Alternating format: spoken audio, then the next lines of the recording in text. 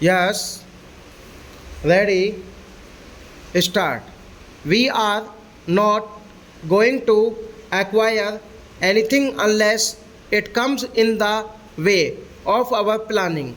The idea which is sometimes put forward by some honorable members opposite that a kind of general scheme of nationalization would bring about great equalization is incorrect.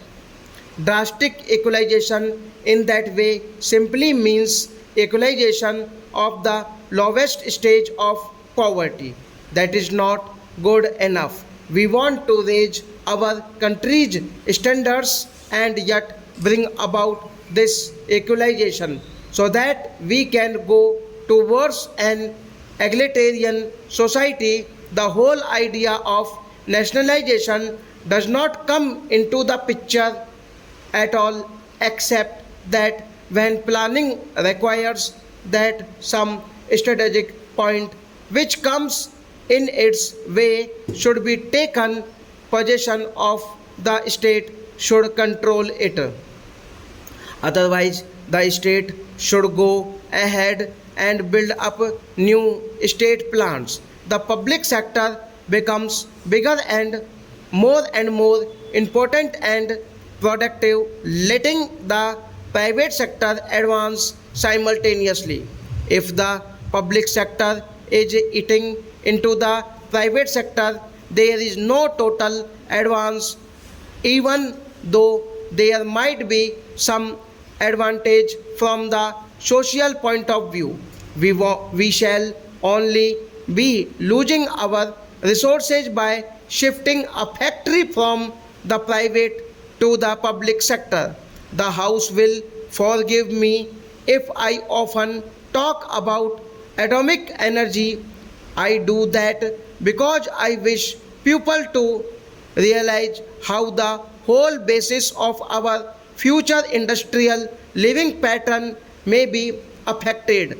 I have no doubt that just as we were affected by the advent of steam and electric power, the advent of atomic power in the next 10, 15, or 20 years will make a vast difference to the running of all our factories.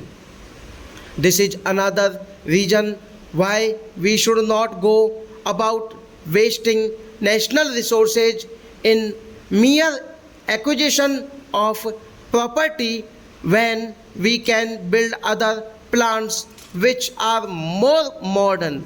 And if we have to acquire property, we should pay just and equitable compensation.